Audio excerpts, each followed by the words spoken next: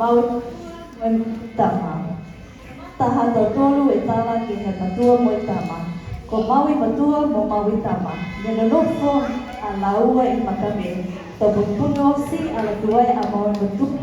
Ke Tunu hana akai. Ka anfua Maui Tama ke Tunu hana akai I el.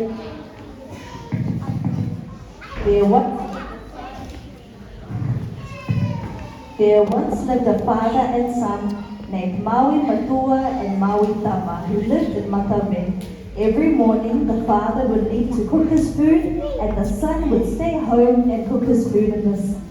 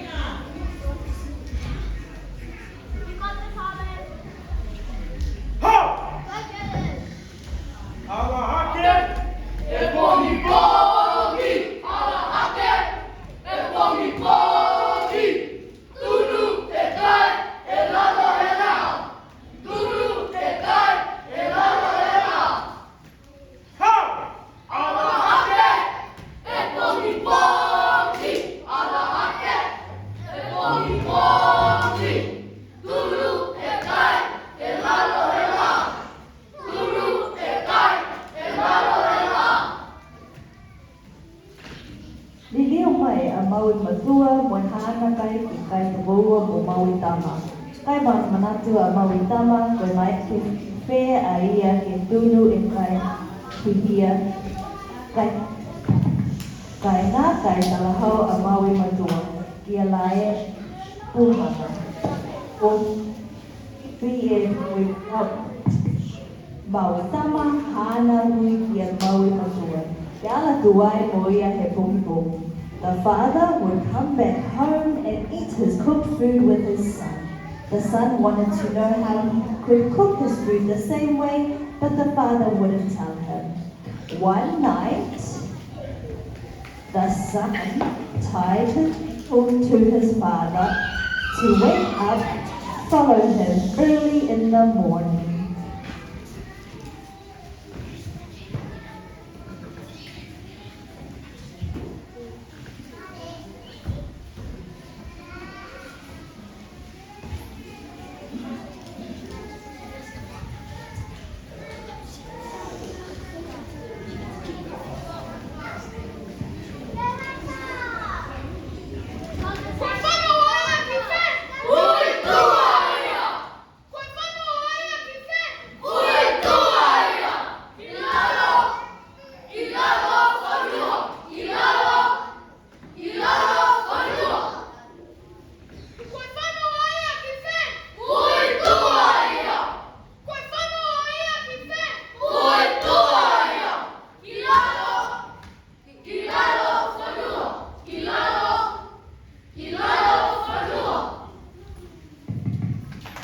Muitua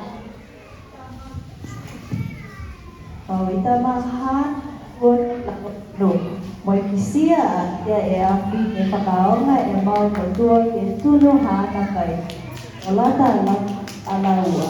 Si Tala Tuai e Maui Tama e taha Maui e api si hola ki kaina. Whakaapi e ia e taha akau si tugi piko e api. Muitua Tama ia Moitua. The son followed the father into Lalofonua and vowed he would cook food with the fire. They fought against each other.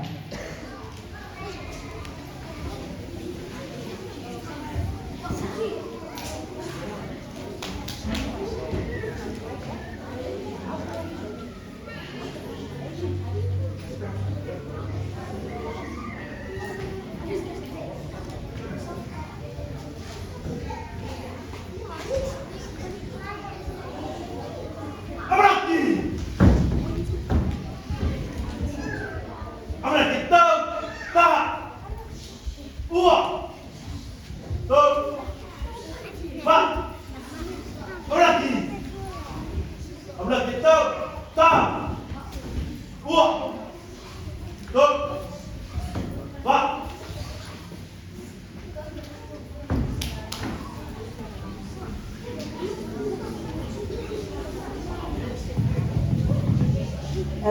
Eventually, the son took a piece of wood, put it in fire, and escaped back home. He put the fire into the nearest tree and watched it spread. The father followed him and said,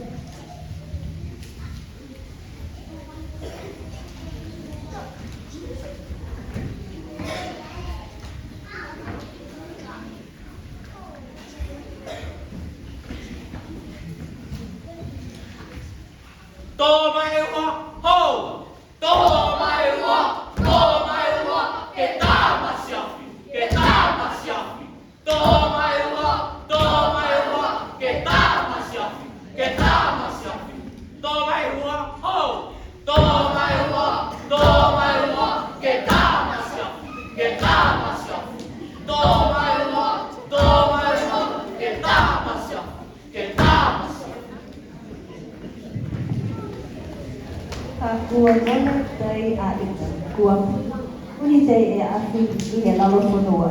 Pihia ai e tala ne hoko ai e awhi Niue. But it was too late. The fire had spread across the land, and this is how fire came to be in Niue.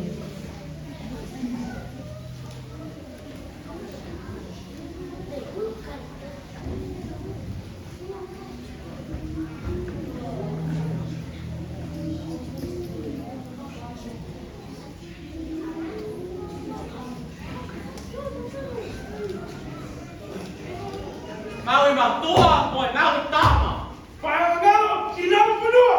Moua e awhi.